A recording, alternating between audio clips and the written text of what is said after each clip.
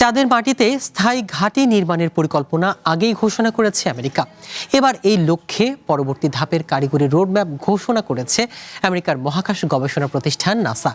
এই মহাপরিকল্পনার আওতায় চাঁদে অত্যাধুনিক রোবোটিক ল্যান্ডার, লাফিয়ে চলতে সক্ষম হপিং ড্রোন এবং লুনার ভেহিকল বা বিশেষ চন্দ্রযান পাঠানোর ঘোষণা দেন সংস্থাটি। চাঁদের মাটিতে মানুষের স্থায়ী বসতি বা ঘাঁটি গড়ে তোলার লক্ষ্যে এক বড় পরিকল্পনার ঘোষণা করেছে আমেরিকার মহাকাশ গবেষণা সংস্থা নাসা। পুরো প্রজেক্টে অর্থায়ন করছে বেসরকারি বিভিন্ন প্রতিষ্ঠান। স্থানীয় সময় মঙ্গলবার ওয়াশিংটনে এক সংবাদ সম্মেলনে নাসার শীর্ষ কর্মকর্তারা এই প্রকল্পের রোডম্যাপ প্রকাশ করেন। নাসার প্রধান জেরেড আইজাকম্যান জানান, এই অভিযানের শুরুতেই ব্লু অরিজিনের তৈরি একটি বিশেষ ল্যান্ডার চাঁদের দক্ষিণ মেরুর কৌশলগতভাবে গুরুত্বপূর্ণ শ্যাকলটন কানেক্টিং ব্রিজ এলাকায় বেশ কিছু সরঞ্জাম নিয়ে নামবে। প্রথম ধাপে চাঁদে পরপর কয়েকটি রোবোটিক মিশন পাঠানো হবে। এই রোবটগুলো চাঁদের মাটিতে মূলত লাইফে কোনো কিছুর গ্যারান্টি নাই, তাই ইন্স্যুরেন্স করুন সিটি ব্যাংকে, কারণ ইন্স্যুরেন্স করলে সিটিতে সুরক্ষা পাবেন নিশ্চিন্তে।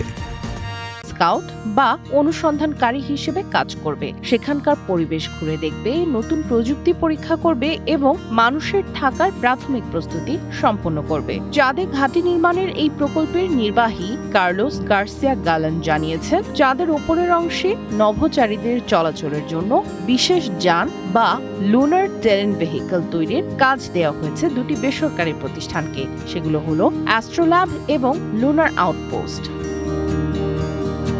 নাসার পরিকল্পনা অনুযায়ী 2029 সালের মধ্যে এই প্রকল্পের দ্বিতীয় ধাপ শুরু হবে। তখন চাঁদের বুকে ঘরবাড়ি ও বিদ্যুৎ কেন্দ্রের মতো আধা স্থায়ী অবকাঠামো তৈরির কাজ শুরু হবে। আর শেষ ধাপে সেখানে নিয়মিত নভোচারীদের পাঠানো এবং বিরতিহীন বৈজ্ঞানিক গবেষণার মাধ্যমে চাঁদে মানুষের স্থায়ী উপস্থিতি নিশ্চিত করা হবে।